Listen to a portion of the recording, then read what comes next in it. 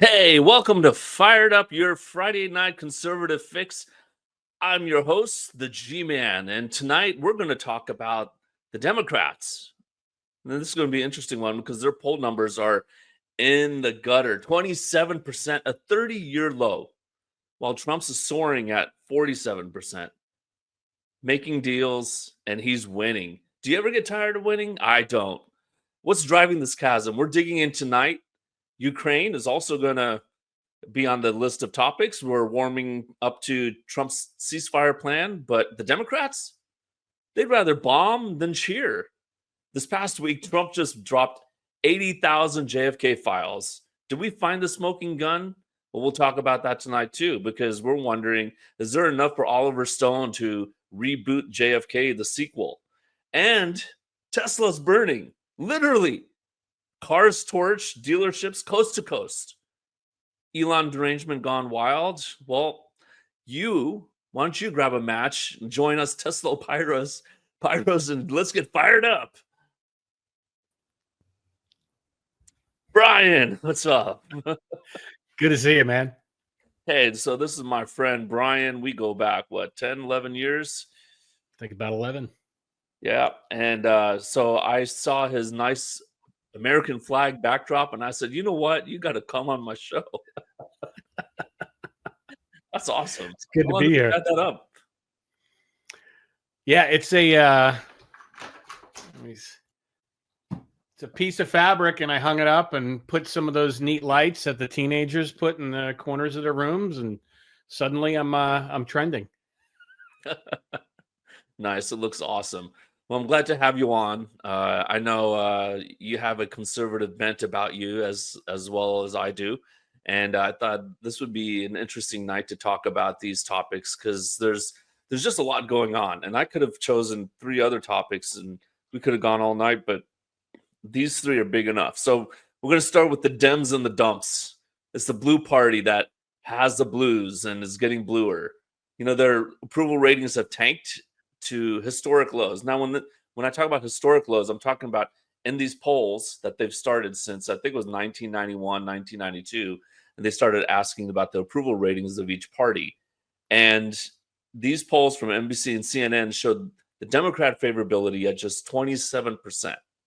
And that's super low. I mean, you're talking about landslide doom numbers during election time if this was an election year. And CNN shows a 29%. And these numbers we haven't seen again since the 90s. So this comes after their 2024 election losses. And there's a lot going on internally. I mean, there's a lot of drama. I mean, I love watching Lindy Lee come on all these conservative podcasts. She was one of the finance chairs for Kamala's campaign. And she's just on this tell-all tour, which is just mind-blowing about what's been going on in the behind the scenes.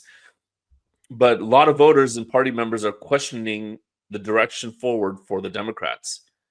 And then meanwhile, even though the Drudge Report, which I think was been taken over by George Soros's camp, the Drudge Report, which used to be a conservative website, trying to drive down Trump's numbers, his approval has hit pretty much an all-time high, 47%, which I think mirrors Obama's during the height of his presidency. So we're going to talk about what's driving this free fall for the Democrats and what it means for the political landscape going forward.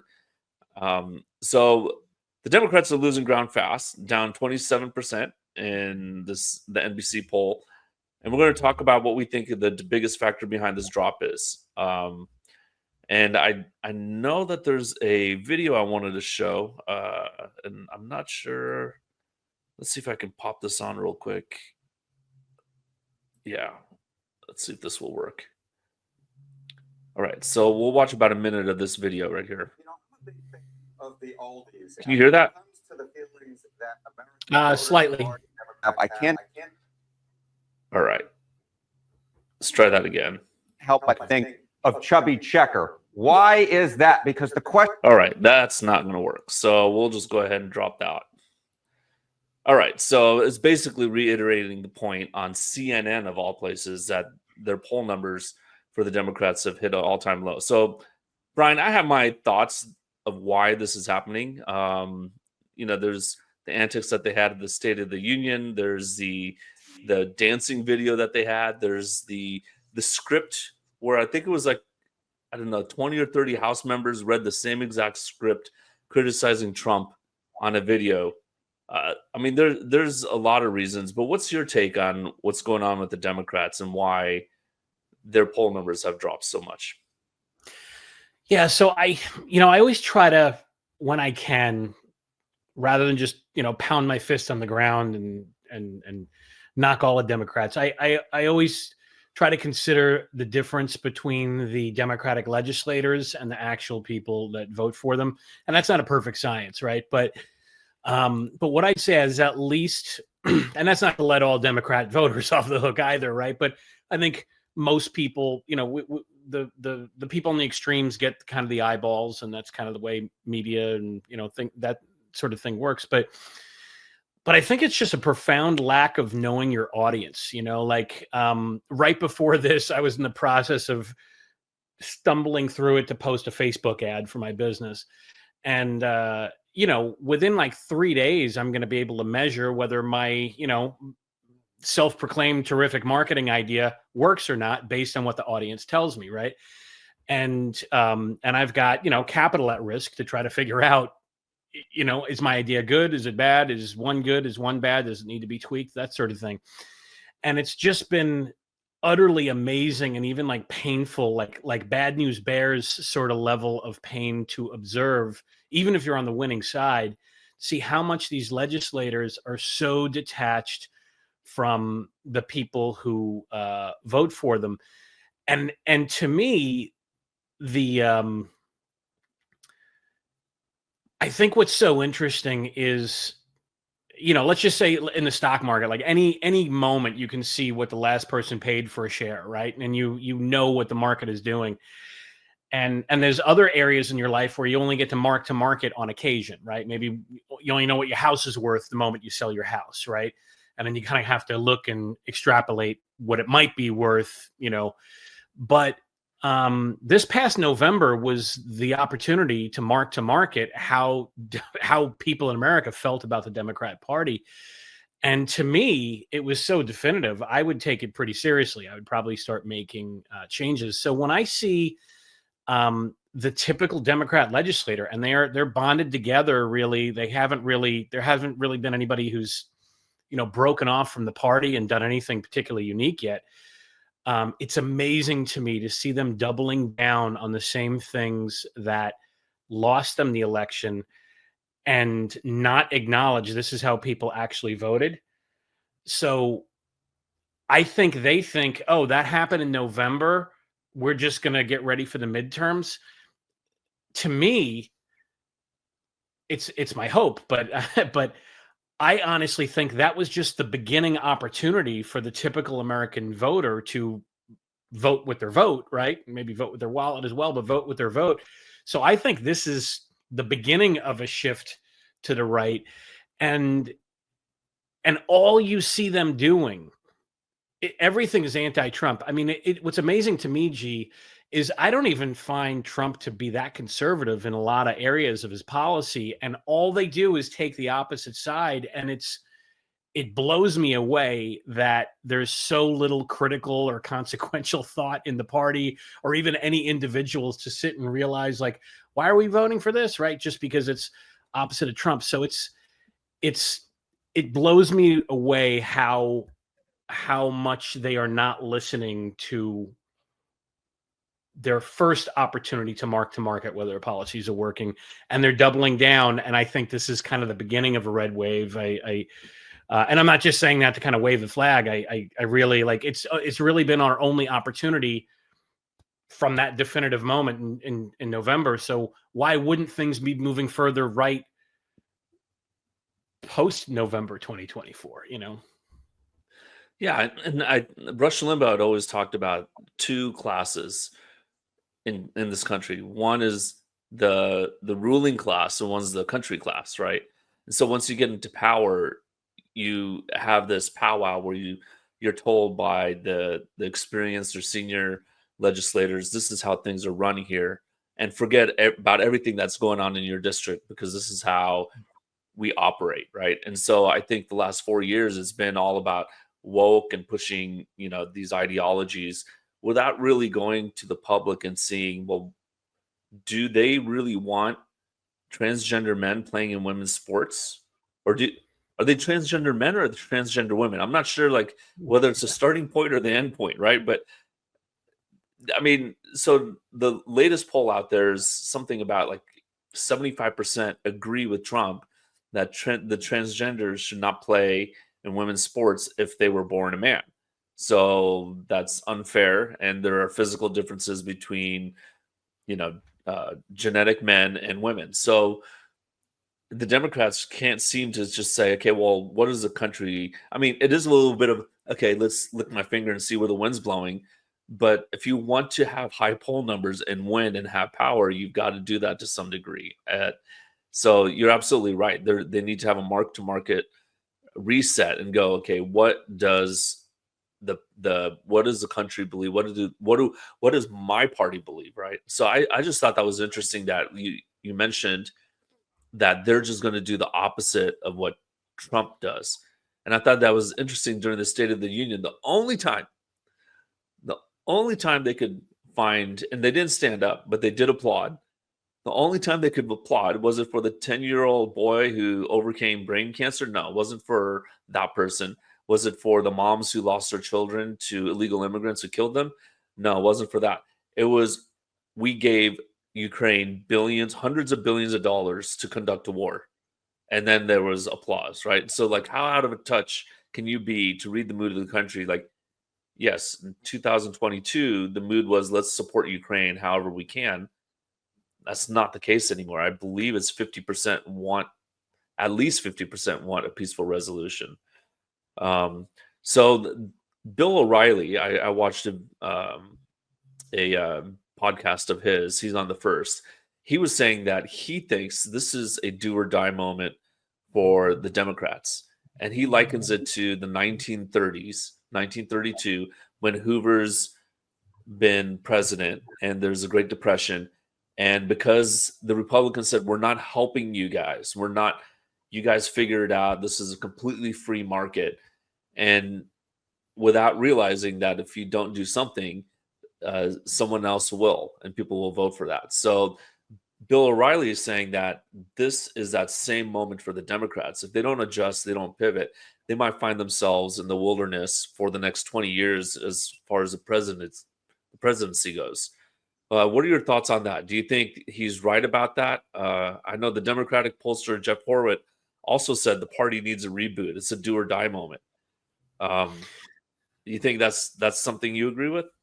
I definitely agree, and maybe because I don't have a horse in the race. I mean, here's the thing: like we really can't live without Democrats, right? So I think we have to acknowledge like there's going to be Democrats, right? And I do remember, at least, I wasn't paying as much attention as a kid, but where bipartisanship or just like being a Republican and Democrat wasn't that far. It wasn't that polarizing, right? Yeah, they have to do something. I mean, two of the things I've noticed, I'm not saying these are like world changers.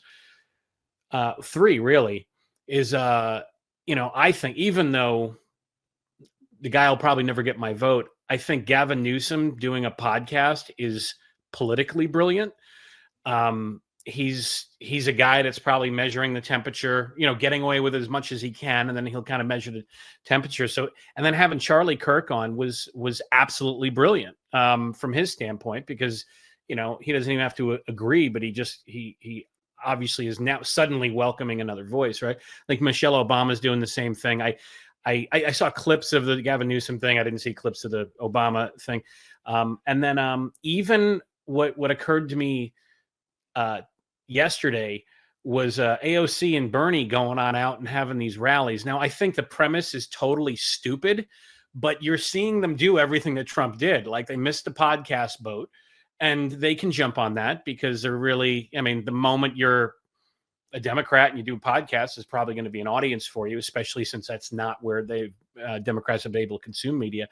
But then, other things that I just wonder if there's a brain cell floating around, like fighting oligarchy, right? That's the name of, like, you realize, I know you realize this. You realize oligarchy has like 4 syllables in it, right? Like Trump doesn't have a 3-syllable word in his vocabulary, which is what people love about him, right? So they throw fighting oligarchy, and everything's negative, and it's all about fighting. I think, they always said, Mother Teresa said, don't tell me about, how to like fight cancer. Tell me how to cure cancer. So, like, she didn't even want any negative words, right?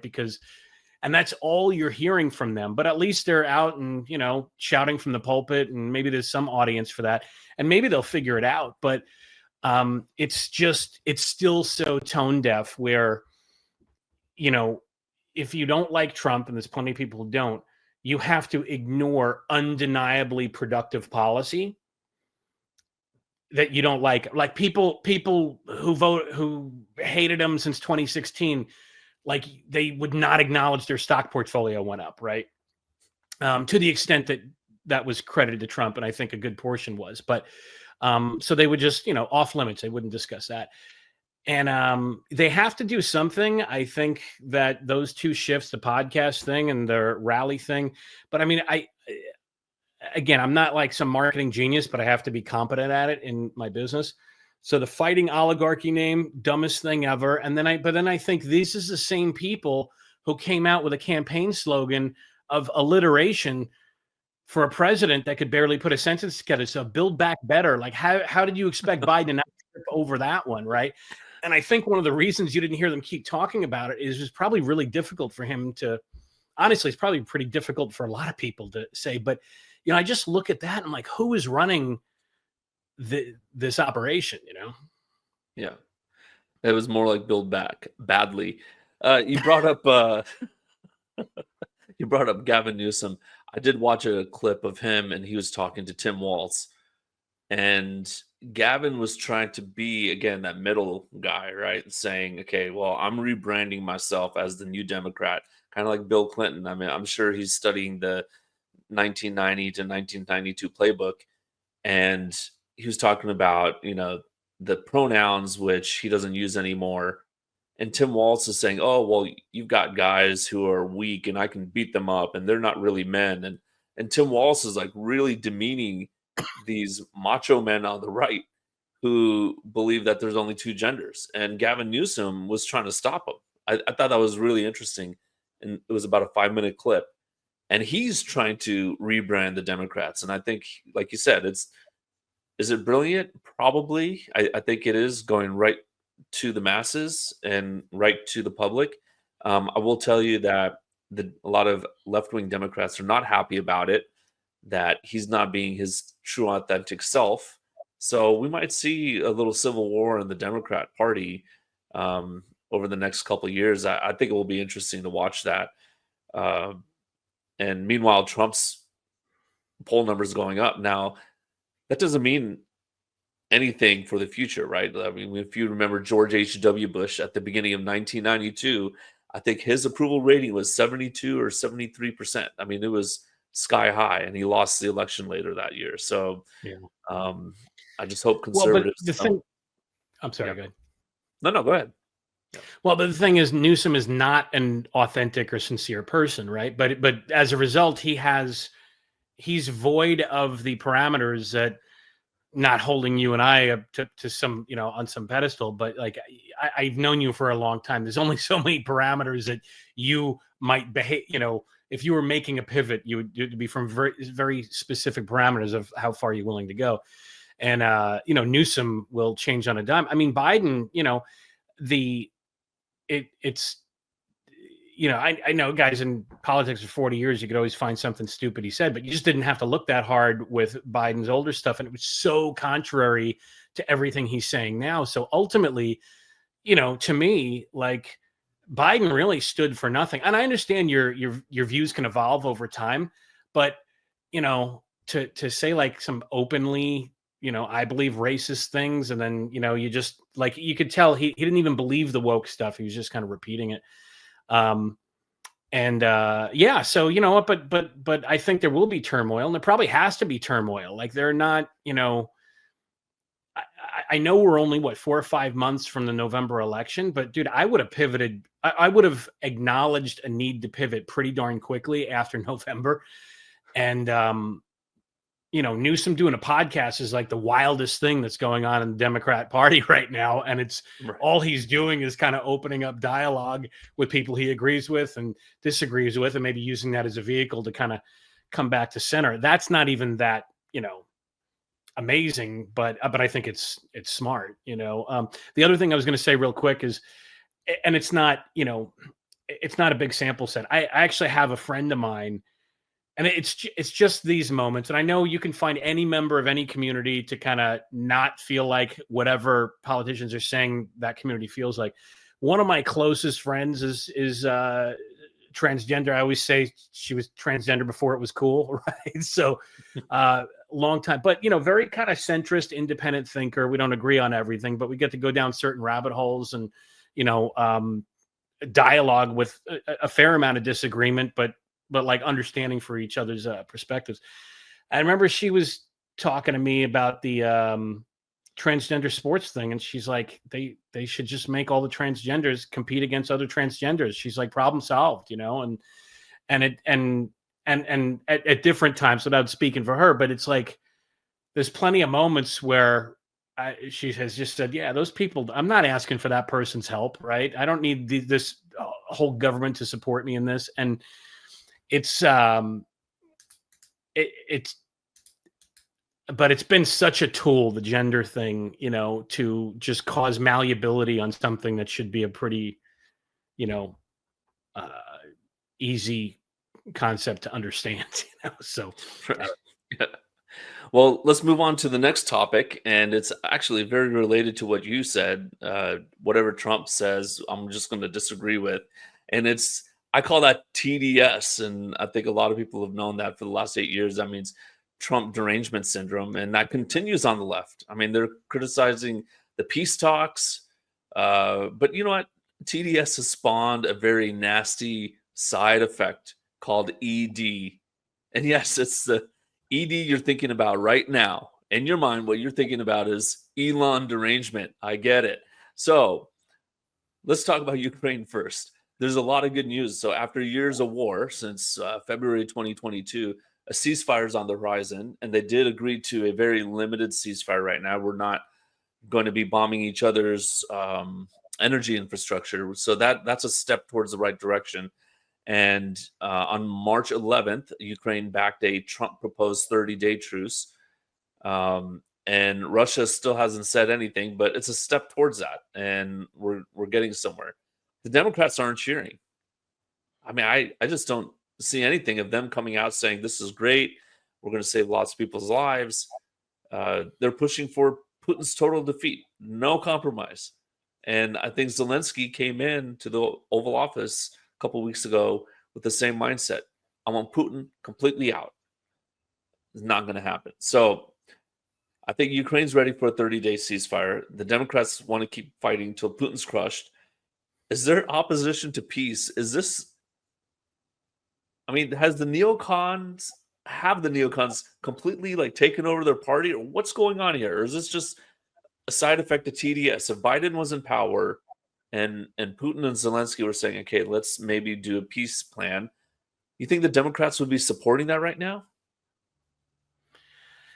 Yeah, I feel like they're not tethered to any fundamental values that where they say, I may not like this, but this is my belief and I'm not going to deviate from it, right? So everything they do is malleable, and it's just the opposite side of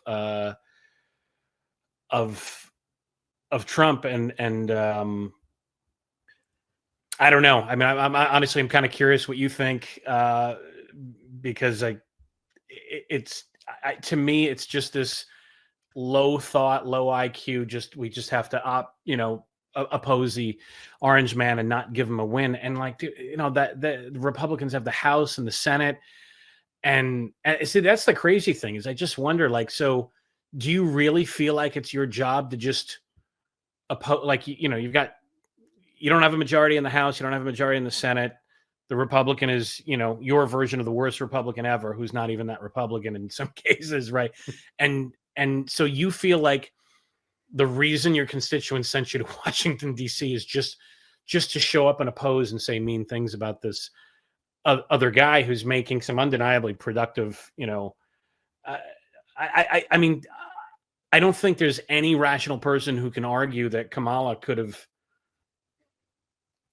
negotiated anything, and then here they are, just not applauding any progress in the Ukraine. It's crazy to me. No, and I, this is just anecdotal, but I looked at across my Facebook feed after Zelensky argued with Trump and JD Vance, and they all put up their Ukrainian flags and said, we stand with Ukraine and we're not going to back down and all that. And I had a talk with a friend of mine about a week ago, and we were in the parking lot, and he had a little bit of TDS there, so I just said, but don't you think peace is a good thing? It's like, not while Russia's on Ukraine. Like, we can't, if you give him even 10 or 5% of Ukraine, he's going to march across Europe. And I said, well, he can't even march across to Kiev. Like, he's been trying. It's been 4 years. Like, World War II lasted 6. So, we're 2/3 through the duration of World War II. And Hitler marched across all the way to Moscow, and I think it was 3 weeks' time, right? Until he got to the borders of Moscow, and then couldn't take the city. This has been 4 years, and he can't take Kiev, and he can barely get past this front line of troops who were coerced to go to the front line by Ukraine and by Russia, to be fair. So I was telling this guy that, and he goes, "Well, gee, you just do anything for Trump, right? Like, you're just want to believe it." I'm like, no, I'm just looking at this realistically. Like, I still support Ukraine. They were not the aggressor. But what Zelensky wants is for the U.S. to get involved directly, which leads to World War III. And I think this was about a 30-minute conversation. I said that maybe 3 times, and he looks at me and goes, "Why are you afraid of World War III? What's the big deal about World War III?" And I'm like, what? You want World War? Oh, wait, you don't have kids. I mean, he's older. He never had kids. I'm like, you don't have kids. I've got 2 kids. I don't want them going. And even if there's never a draft, I mean, I don't want missiles coming over here, obliterating all of us. So, no, I don't want World War III. And yes, I am afraid of it, but I think peace is better. And so I think there is a sense on the Democrats' side that to give Trump a win is bad for their party, because that means defeat in the midterms and obviously maybe a defeat in the presidency, even though he's not running again. So I do think there's TDS there. But I do think they look at things in terms of, good guys and bad guys. And I do think, I believe Zelensky was the quote unquote good guy and Putin's the quote unquote bad guy. But look, we're not pushing Putin out. We're not doing it. NATO's not doing it. Zelensky can't do it. Putin's there to stay for the 10% of Ukraine that he has. So it's time to just say, okay, either the war is going to continue on for years and years and years, or we just end it. So, anyways, I'm on the Ukraine talking point. We were talking about the Democrats and whether this is TDS, and I do think there is a lot of TDS here. They should be supporting a peace plan, and even if that means Putin gains land. So, so those are my thoughts on that. But I think that they could totally support. They could totally support Trump on the Ukraine thing, or Trump's involvement in solving the Ukraine thing. They'd have plenty of things to argue and attack Trump about that are domestic and like right in our face, right? I mean, it's I don't know. It's but coming back to the fact that they couldn't get up and clap, and like nobody deviated from that to say, I'm going to stand up and clap for the 12-year-old cancer survivor kid. And the fact that they were so locked in, I was just as impressed as I was disgusted by their solidarity. It was really, it was disgusting that they didn't stand up and clap, but I was also kind of impressed because there's some moderate Democrats in there, and they still didn't get up. And I don't know. It really, I mean, everybody says there's no leader of the party now, which I think is kind of obvious, but there's really no leader of the party. I mean, the fact that that's the way they behaved at the State of the Union was kind of crazy. Yeah, and Pocahontas, Trump called her out and said, Pocahontas wants to keep the war going, and she kept clapping. Maybe she was entertaining him, or what do you call that? Being amused by him. But yeah, that was a sad moment. Let's pivot to chaos statewide. So Tesla's under siege with vandalism spiking, from Molotov cocktails to smashed windows, all aimed at Elon Musk. I mean, this is Trump derangement syndrome mutating into Elon derangement. And I just think it's interesting that there was a Democrat legislator who said he sold his EV and he bought a gas guzzling American car because he doesn't want to support EVs. He doesn't want to support Elon. Like, Elon was the poster child of the left for at least a decade. And he was the one who pushed this whole EV thing into the mainstream again. I mean, remember the electric car died in the 90s. So now all these automakers making EVs, and that has a lot to do with Elon Musk. And I just think it's fascinating how there's this derangement, even to the point that they don't even support their own cause of, environmentalism and, anti-fossil fuel agenda.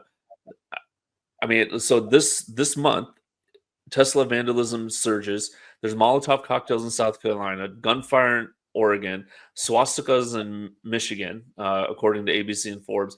North Charleston, South Carolina, March 7th, there was F Trump, Long Live Ukraine, spray painted at a Tesla fire site.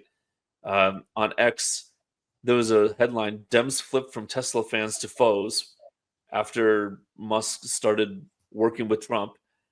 And, Musk came out early on this month and said, TDS rage now hits me. Cars burned for no reason. So what are your thoughts on this? I know you're a Tesla owner. Are you tempted to light fire to it? No, I still have a loan on mine. But you know what I think is interesting is, besides the EV thing, we look at the end of the day, we bought an EV because it served us. My wife was driving the kids to Orange County. We were dropping $1,400 a month on our SUV. And,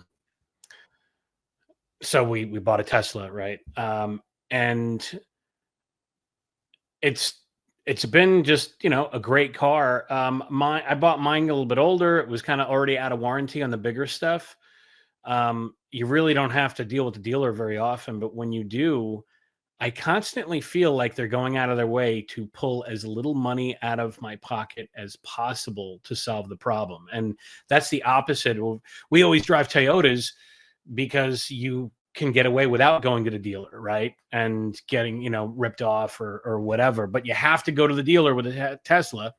And every time you do, I mean, they're like, I'm always pleasantly surprised by how little they're charging me. And that's just the consumer side. That's not even the environmental side. The environmental side I benefit from because economically we were spending so much in gas. But I think, and again, you could always point that it's just a couple extremists and that sort of thing. But, generally speaking, most people on the left have either an opposite impression of Elon Musk or a very declining perspective on Elon Musk, right? Just out of the policies, and to stand outside his the new Tesla dealership that's closest to where you and I live, there was a big protest last week. That was one of the places that there was some vandalism afterwards. And I just don't get it, man. If people want to be activists, that's fine, but it just feels like such a weird way to spend your Saturday,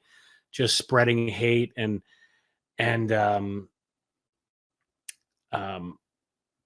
and particularly for him, who he was more left. But that's the other. I think that's the other thing. G is you got guys like Elon and Gabby, Tulsi Gabbard and RFK, like and their only crime, according to the Democrats, is that they're critical thinkers. And I'm always wondering, like, who's the closet Democrat that was thinking of switching prior to November and didn't? And now RFK and Tulsi and Elon are in the White House, and they're just like gritting their teeth. And I'm stuck with these jerks, right? Who won't clap for a 12-year-old with cancer. And look what these other. I could have been the fourth person, right? But I just wonder, like, how long it's going to take for them to get it. And with every day that goes by, I just have declining faith that. I mean, I guess they will get it, but I'm not holding my breath. It'll be anytime soon. It's really, and I get it's like turning a battleship around in the bathtub, but when you're used to just making stuff up and flipping anyway, like, why is it so difficult to flip to something that is more moderate or supportive of Trump in a certain area? And I mean, Trump rewards people who listen to his side or look, it's not even that. Like, I don't think RFK and Trump agree with a bunch, but on the health thing, like, Trump was like, dude, nobody understands this better than you. And, but I mean, I think for the most part, RFK is probably a Democrat, serving under a Republican president. It's crazy. I don't know. Yeah. No, I mean, that's absolutely correct. I always saw Tulsi in 2020 as being more of a very moderate Democrat. And I thought she stood a great chance of winning the nomination if they had not coalesced behind Biden. And something about her made me think, okay, it's only a matter of time before she becomes a Republican, which happened. Elon Musk, I did not know what would happen to him. I mean, I saw some tweets about about things he had said maybe 2-3 years ago, and some of my very left-wing friends started to get really upset at him back then. This is before Trump even announced that he was running again. So I just thought that was interesting. I didn't know where he was going to land. But look, I think people are really upset out there. They got a lot of derangement towards them. So they think, okay, look, there's a Tesla. Let's key it. Let's set it on fire. Let's paint a swastika or take a Sharpie. I saw some guy took a Sharpie and wrote. I mean, do they not know these Teslas have Sentry mode? They're being recorded. And do they not know that a lot of Democrats own these vehicles too? So they're calling potentially their fellow Democrat a Nazi just because they own a Tesla car, which, by the way, Tesla is the only car manufacturer that is completely 100% makes their vehicles in the United States. Even GM and Ford make a portion of it in Canada and Mexico. So I just think it's just over the top. I've been surprised by that, but I think what they want to do is send a statement, and I don't know. I think it's backfiring on them. I just don't see how the public says, "Oh yeah, well you're right. I agree with that." Let's burn down the cities like we did 10 years ago with the BLM riots. Now let's burn down Tesla vehicles, and then a lot of Democrats get hurt too. So yeah, but they, well, I think, and I don't want to get too philosophical, but if in general on the conservative side we tend to value human life, in a very, very high regard, right? But it is a slippery slope of it's interesting to see how quickly they'll kill their young, they'll kill their old, politically, and but even I don't know, my brother has a buddy that was kind of a lefty, and they were talking about like the Lake and Riley when he got murdered. And my brother was just trying to engage his buddy in critical thought. And his buddy just jumped ahead and said, wait, are you trying to tell me that woman would not have gotten murdered if Biden didn't let either illegals in or him in? And my brother was like floored, right? Because the guy could not see, and actually he was willing to pre-defend his position that almost as though, and the conversation didn't go this far, but almost as though Laken Riley would have been killed by someone else if not this guy who was illegally in the country, right? So you look at that and you go, okay, well, that's not the same as abortion, but that's definitely, we're looking at the value of human life differently, right? So then you extrapolate that into Ukraine and promoting the war and things like that, and it's like, well, if you're not gonna, you know what they say, how you do little things is how you do everything, right? Like I don't know. To me, it's obviously related in this bigger way that unfortunately we become less and less surprised on how the Democrat politicians behave on this stuff. I don't know. Yeah, no, I totally agree. So let's hit this last topic real quick, and this is going to be hit a lot harder on the show called Red, White, and Rude, which is hosted by William Del Pilar, and that will be airing next week. I'll be on that show along with a friend who's knee deep. He calls himself knee deep in JFK assassination theories. But today, what we're going to just talk about is whether this changes anything, right?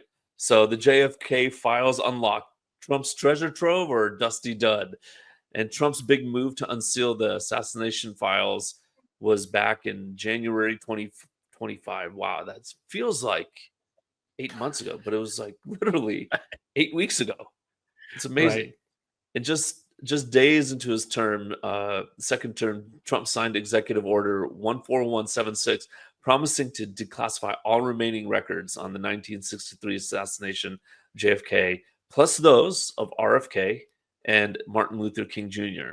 And then he handed his pen over to RFK. Actually, he said, hand this to RFK when you see him next. And he said, everything will be revealed. So I thought what was interesting is he said, no redactions. We're not going to have any redactions. So along with this, anyone's social security number that was on it also got released, which I think he should have redacted that. He should have just put a big black box saying SSN here. Let's not just have a blanket, no redactions. But anyways, fast forward to March 18th, which was just 3 days ago, 80,000 files hit the National Archives, no redactions.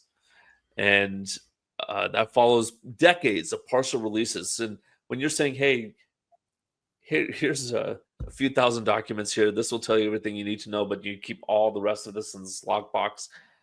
Man, Oliver Stone had a field day with that back in, what was that, 1991 when he released his movie.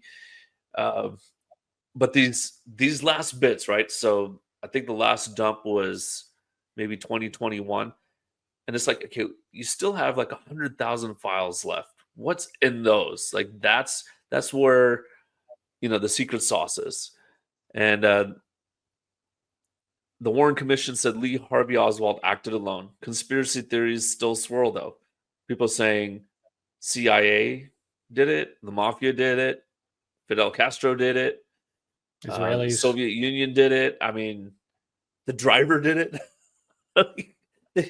They took the Zapruder film, and there's this little grainy thing where the driver turns around. They're like, "Oh, that he turned around with a gun in his hand." No, I think he turned around because there were bullets flying by. That's just me.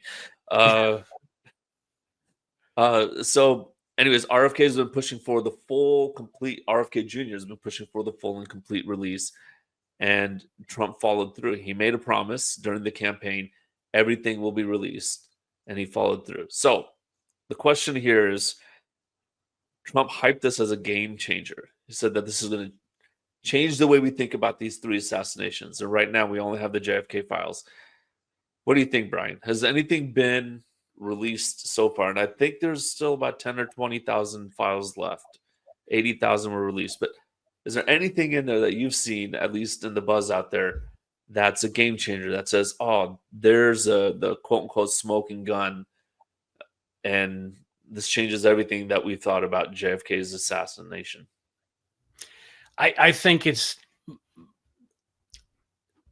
I think if you're looking to, unequivocally know what happened, it's a dud. I think I was prepping for this because I knew you and I would talk about it, and it's not something I've been following as much as maybe some of my other conservative buddies. But I think if you thought the Israelis did it, now you're convinced the Israelis did it. If you think that, the CIA did it, now you're convinced the CIA did it, right? Everybody's just reinforcing their feeling. I do think that what is really neat is that Trump's looking to create a legacy that will, exist long after he's gone, right? Not just to endear himself and his own ego, but, probably to shift the country to the right for a longer period of time. And I think his legacy is going to be about transparency, especially in this, and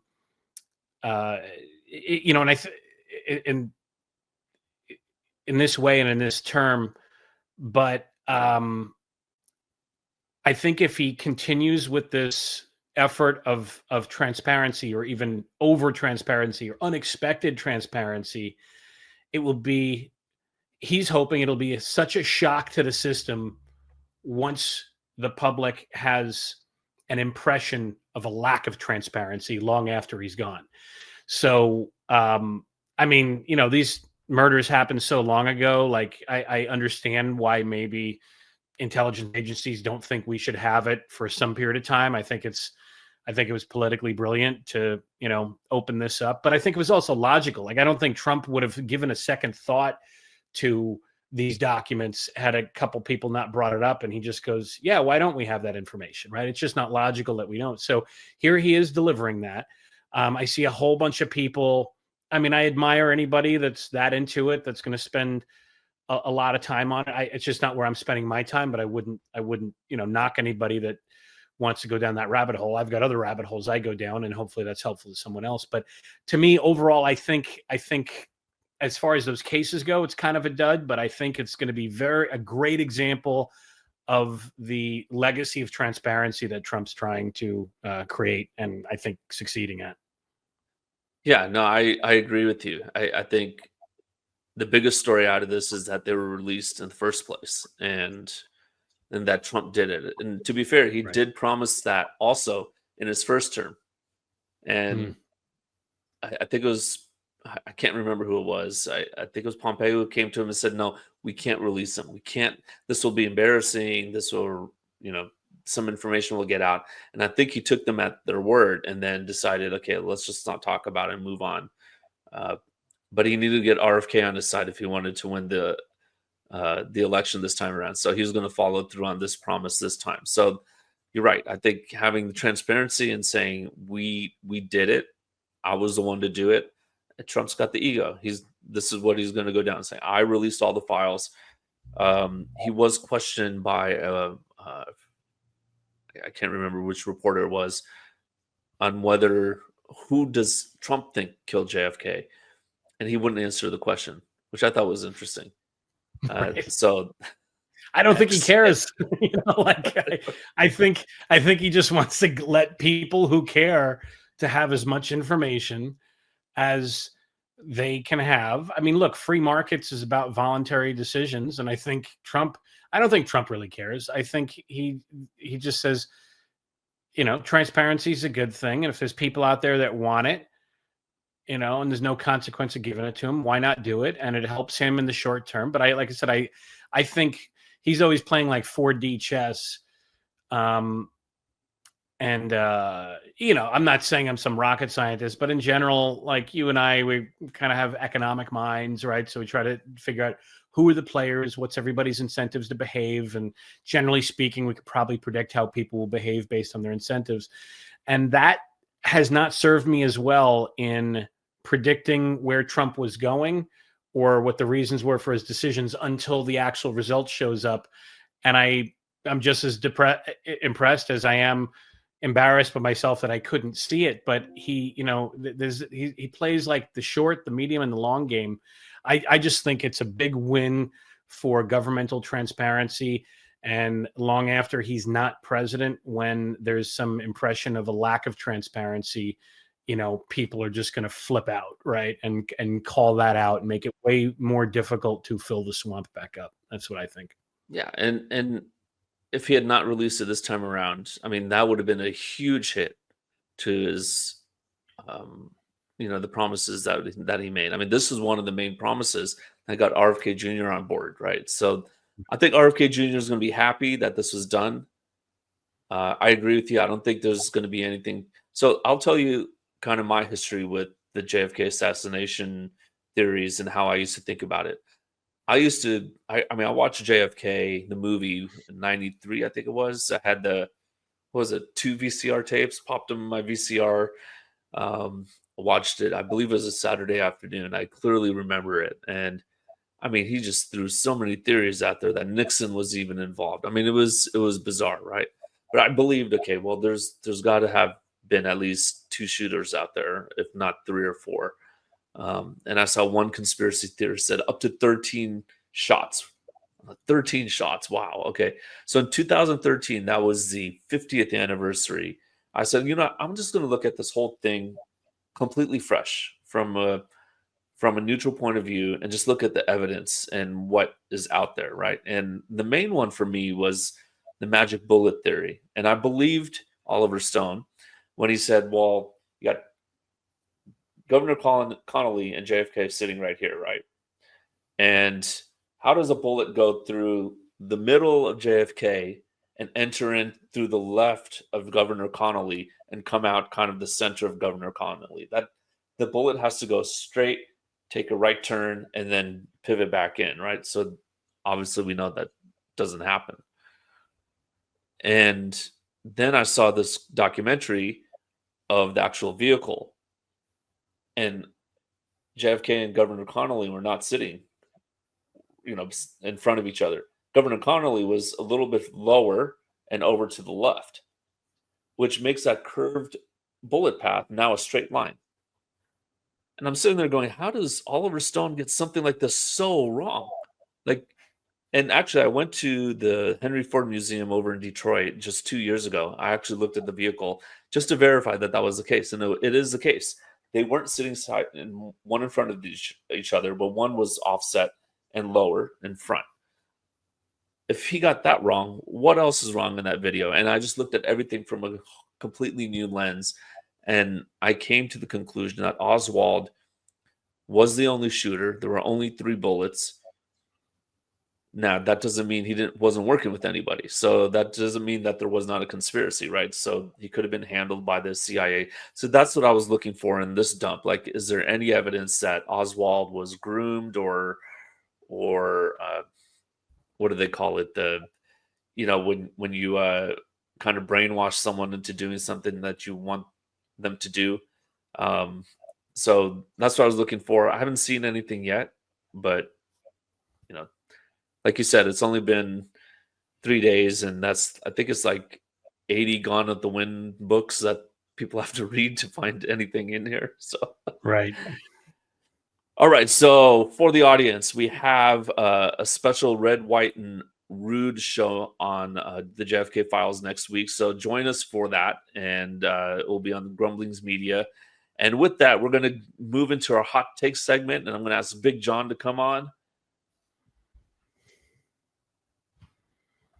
Hey, G. There he is. Hey, how are you? I'm okay. So we're going to do the hot take. So this is a 5-question series where you can say yes or no and give a quick, brief explanation. And brief meaning 5 minutes or less. Okay. No, really like a minute or less of why you think the way you do. So here we go. You guys ready? Do it. All right, so the Bidens, with the disarray in the Democrat Party and lack of leadership, the Bidens want to come back in and take control and leadership of the party. Former President Joe Biden has told some Democratic leaders he'll raise funds, campaign, do anything else necessary for Democrats to recover the lost ground as the Trump administration rolls back programs that the party helped design. So, question is, will the Democrats take him up on his offer? Yes or no? Let's start with Big John. No, why should they? They should not do that. I don't know that they're capable of helping them out, and it's time to cut their losses and move on. Yeah, Brian. I agree. I mean, who are the Bidens at this point, right? I mean, I don't think Joe has any real equity.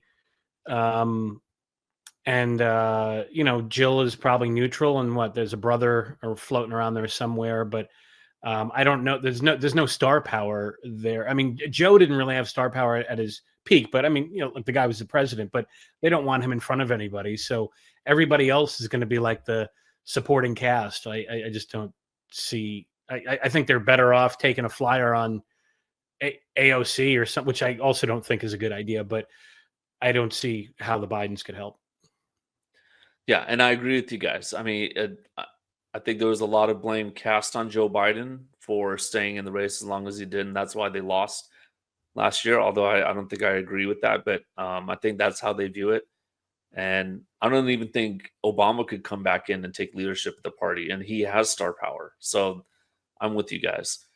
All right, hot take number 2: does taking a shot at Kamala Harris on JD Vance's part hurt bringing Democrats into the fold and what Trump's trying to accomplish? So meaning, does it hurt Trump's attempt to bring to unify the country when JD Vance is saying, and he was asked a question, I want to play the video clip, but it wasn't working. So I'll just kind of summarize it. But he was asked, like, how do you run your vice presidency role differently from Kamala Harris? And JD Vance basically said, well, I don't have vodka before I go into meetings. Clearly a shot at Kamala Harris. So does making jokes like that alienate Democrats and hurt Trump's attempt to unify the country? Let's go with Brian. Yeah, I think so. I mean, I think it's funny, but I don't think that's moving you closer towards unification. It's moving you away. And if you in general, if you look at everything else JD Vance and Trump do, it's probably 3 steps forward and then 1 step back because it's funny. And if you keep repeating that, you're still moving forward. So fine. But, I might use comments like that sparingly. And I think the whole point is I don't think anybody thinks she's an alcoholic. I think the joke was that she talks like she's drunk, and that is kind of true and it is kind of funny, but I don't think she's an alcoholic. So there's plenty of opportunities for people to take offense to that and move 1 step further from unification. So Big John.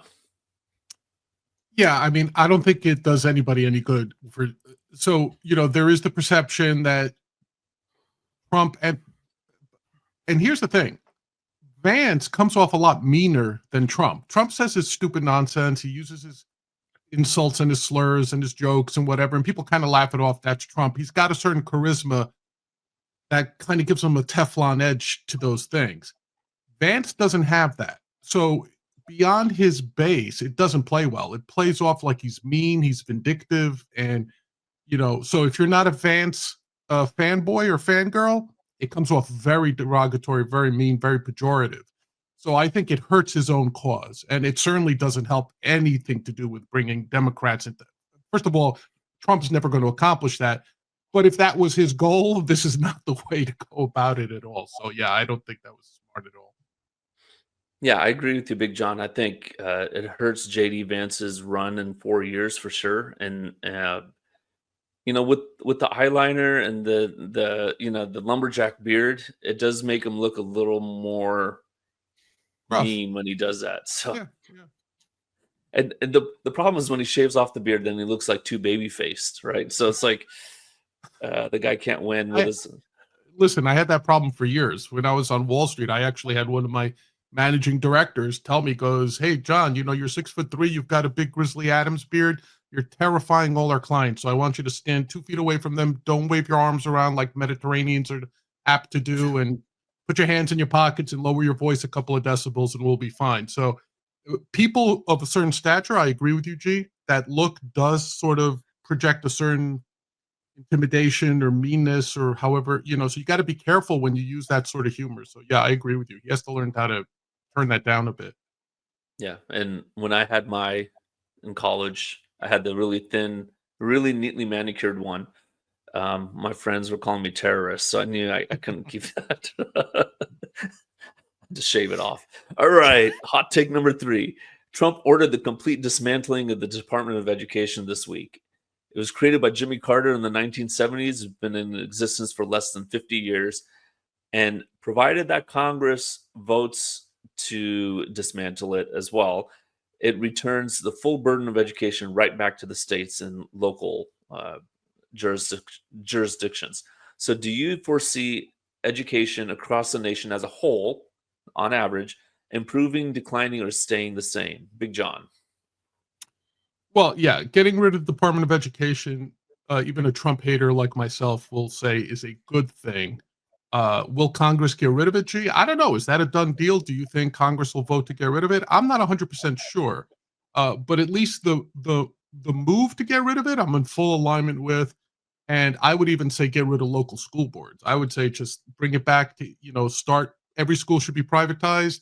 There should be no public education, no public schools, rather, I should say. If you want to work with some sort of tax credits or vouchers or something for parents to use in private spaces, I'm all for it. But yeah, public education needs to be dismantled.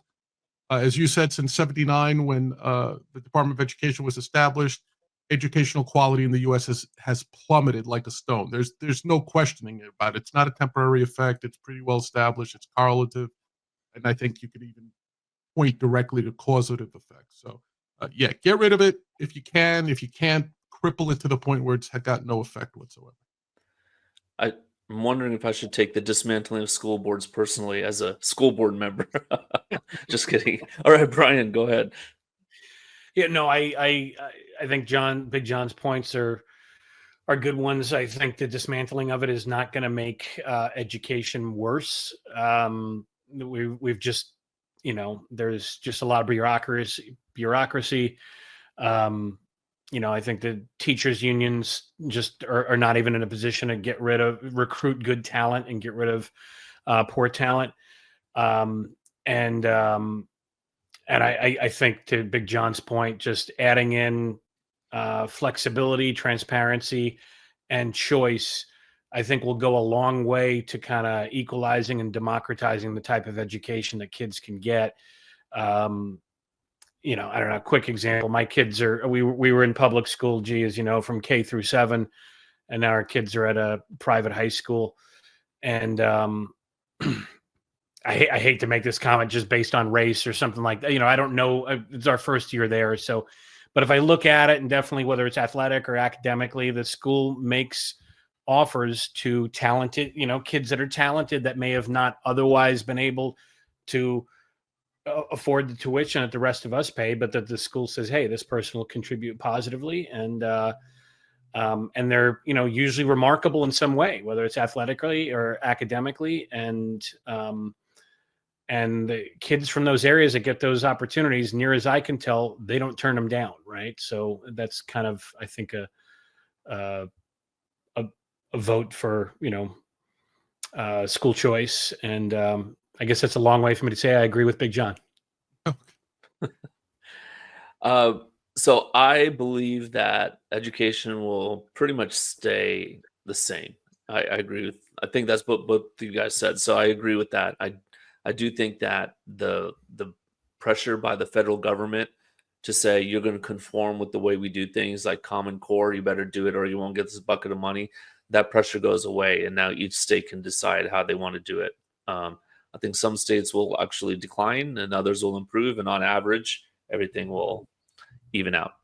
All right, hot take number 4. Tesla owners are trading in their Teslas in record numbers, and I'm guessing that's mostly Democrats and maybe some libertarians out there.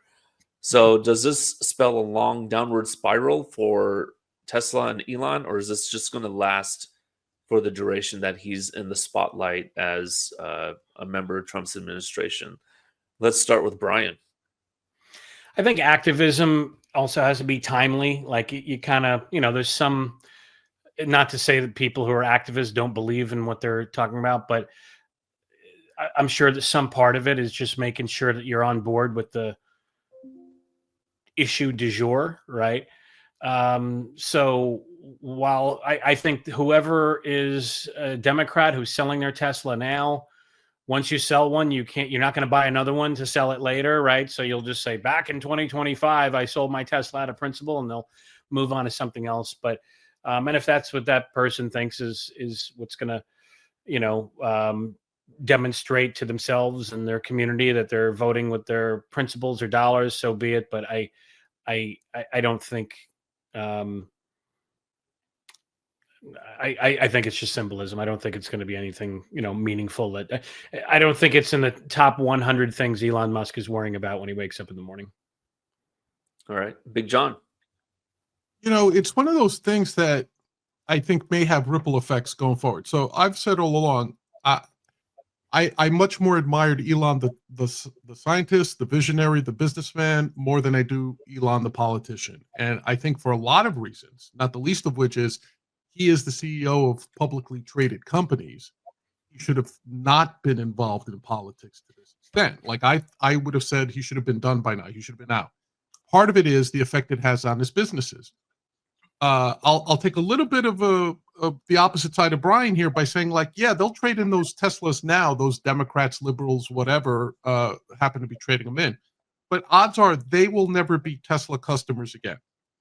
And for Elon, that represents a particular potential, at least, sore point, especially with his board. I mean, Michael Jordan once was asked, like, why don't you participate in these, like, Democrat fundraisers and everything?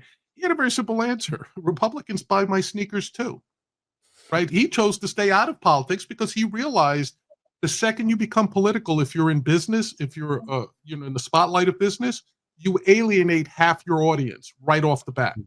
So for Elon, especially when it comes to Tesla, not SpaceX, not the Boring Project, not that stuff, but when it comes to Teslas, especially, maybe even X, the impact to his business is affected by his politics. He is effectively alienating half his potential market.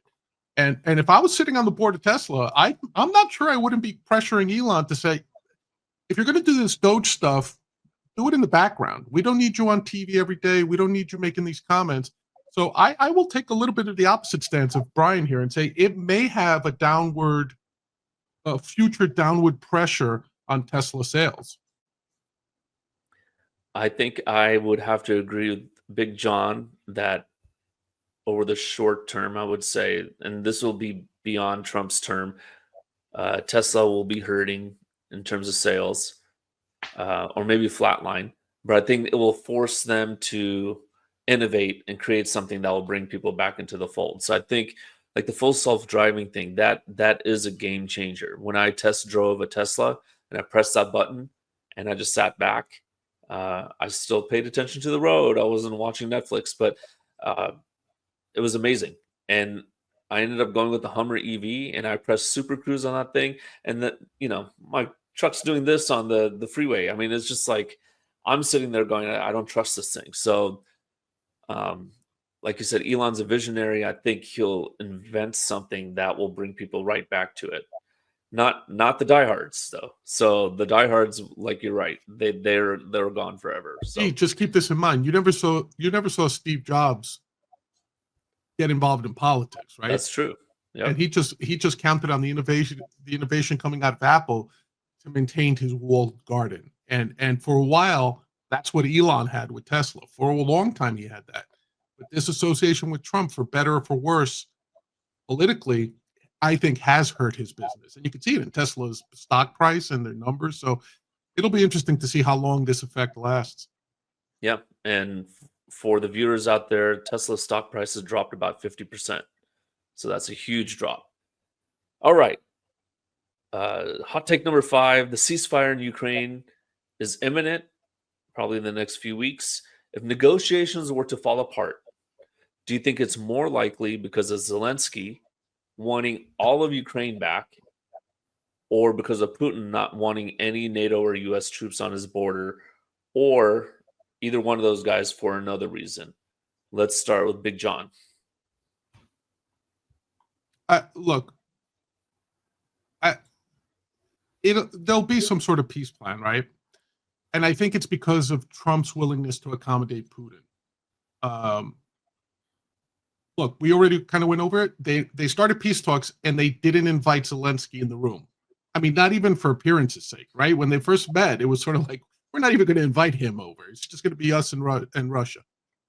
Follow it up with Putin is escalating his incursions to try to get as much land as possible prior to the ceasefire.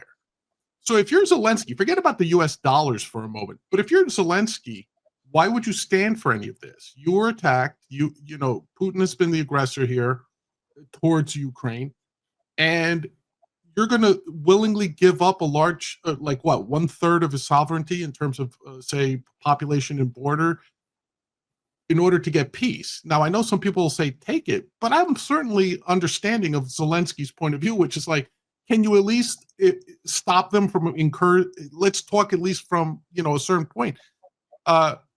So I don't think Zelensky has the cards. If we're not sending him weapons at the very least, or intelligence, I think as William mentioned a couple of weeks ago, it's a tough sledding for him.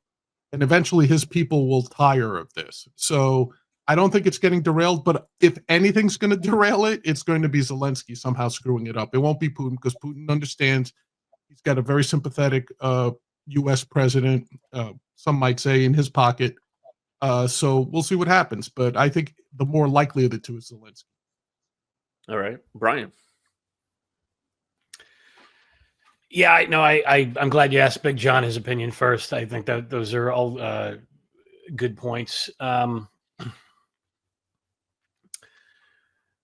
I don't know that I have much more to add. I think it's just, I think Trump is a master at observing people's perspectives and incentives without judgment, which I'm not saying makes him a saint, but he's trying to figure out how to get the deal done, right? I don't think I think Trump is just trying to figure out how to get the deal done. I mean, it's interesting if I think back to that interview, and I'm just picking one little point here, but when Tucker interviewed Putin, and he's like, we got 800 years of history. I mean, that's way longer than the US. And like, the dude takes it seriously to have the country exist for another 800 years. I'm not saying there's not a lot more to it than that, but I think that, Trump is kind of tapped into that, and he's, tapped into Zelensky, and obviously there's, I think Trump's effort to try to recover a lot of the money that we spent on Ukraine and align the U.S.'s economic interests with, Ukraine to back off Russia. Like it feels like a very Trump-like type of strategy, and I'd imagine it'll work. But yeah, it's a complex topic. So I don't have a whole lot to add other than but I think Big John made some good points. Yeah, I think if it falls apart, it will be because of Zelensky, and I think we saw that when he visited the Oval Office a couple Fridays ago, and it'll be because of any lack of assurance of troops to maintain the peace. And so I could see that being a deal breaker for Zelensky if he doesn't get exactly what he wants. Unfortunately, that will lead to more bloodshed. So I'm with you, Big John. I think the peace will be attained here. But if it falls apart, it will be because of Zelensky. So, all right, I got one bonus question for you guys. And I saw Hold on a second, Yeah. Jed. I mean to interrupt you. I just want to throw this Yeah, in there. I'm getting some news feeds here. It appears that boxing legend George Foreman just passed away. Oh, So I don't know if you guys had any thoughts on King George, former heavyweight champion, passing away. wow. I mean, I grew up watching the guy and bought his grill. Bad joke, but Yeah. made a lot of food on that grill. But no, I mean, he always had a great character about him. He wasn't that obnoxious like Mike Tyson. Now he has a good character about him, but back then Mike Tyson was very obnoxious. But George Foreman always seemed to be a very good guy. So sad to hear that. Yeah, he was 76. And it's interesting, G, because when he first came up, he was actually considered very off-putting to people. He was considered like one of these mean guys and known as a really heavy hitter, big, solid, heavy hitter, puncher. someone who can knock you out with one punch. And I think that persona that you're referring to probably came about in his second career. When he challenged again as a 50-year-old. I think he was 50 when he last boxed.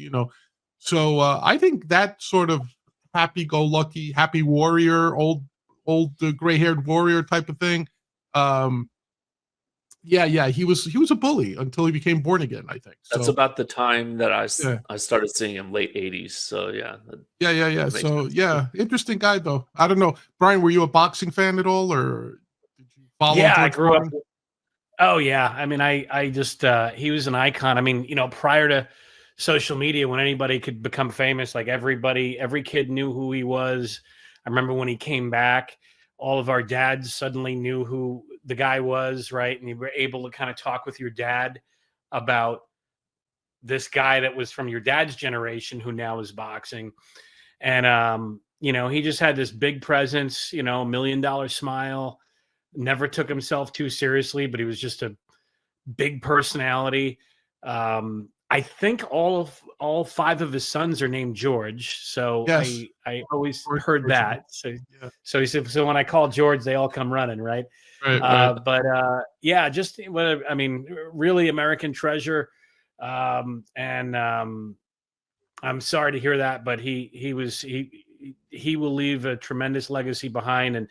And I think, like you mentioned, Big John, I think he was a bully for a while. Then he found God, which has made, fostered some very powerful transitions among, little people and big people. And he's a great example of that. So yeah, thanks for the memories, George, and rest in peace. Yep. Yeah. Rest in power. There you go. Sorry, G, just a little breaking news there before you got to your last hot takes topic. Yeah, no.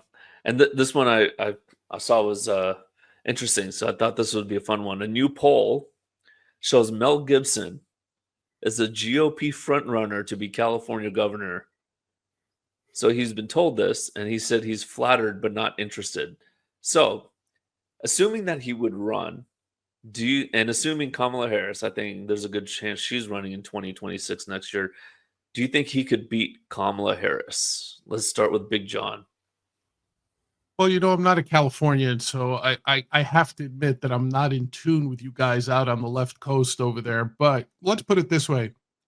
He would certainly be a MAGA candidate, right? Because he's just as nuts as Trump. He has that sort of, he'll say anything that flies out of his mouth. I saw him, what was it, 2-3 weeks ago on Joe Rogan. Yeah, he's got cancer cures and apples or whatever he's saying. It's like, everything's a cure to him except for actual medicine and, allegations of miracle cures. And, maybe he'd be more comfortable running for HHS after RFK gets done with it. He'd be popular. Look, Schwarzenegger won once out there as a Republican, right? Based on his fame. Could he beat Harris though in a blue California? You guys would know better than I do, but I think it would be a tough sell. But like he would be aligned with, since Trump will still be in office, I'm sure he'll be getting some assists from Trump if Trump is still popular at that point. So it's possible. I would bet against it, but I think it might be possible. Yeah, Brian. I agree with Big John. For better or for worse, I feel like the only way I can imagine a Republican winning the governorship in California is probably going to have to be a celebrity. And that I don't take any pleasure in saying that, but I think you would need, not just to activate the Republican voters and if the country keeps moving to the right, like it, I think California, had like 9 counties flip red in the last election, and pretty much every other county shifted to the right. So, if that continues, and a guy like Mel Gibson, unfortunately, if it's not Mel Gibson, I really lack if it's not Mel Gibson, and I'm correct that it has to be somebody with that star power, I don't even know who else. So if Mel's not going to do it, we probably have no hope anyways. Yeah, so I think William might want to jump in. Yeah, I mean, I think maybe William does want to chime in on this one. I will say that with Mel Gibson, with Schwarzenegger, we were a 52-48 state, right? 52% Democrat, but now we're more of a 60-40. And Mel Gibson is more of a shoot the mouth type of conservative, whereas Schwarzenegger was a lot more disciplined. So I think It's a Rockefeller I Republican. think. Say again. It's a Rockefeller Republican. Yeah. So I think it would be coin flip, but any other Republican, I mean, it would be a guaranteed loser. So that's my opinion.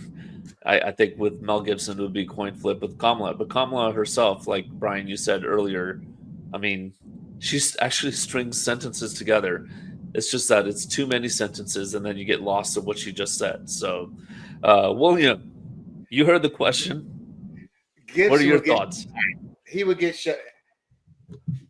shellacked. All his anti-Semitic statements, all his controversy from the past. Remember, the guy was blackballed for a few years, and he was able to become one of the few that was able to have a second career and become popular.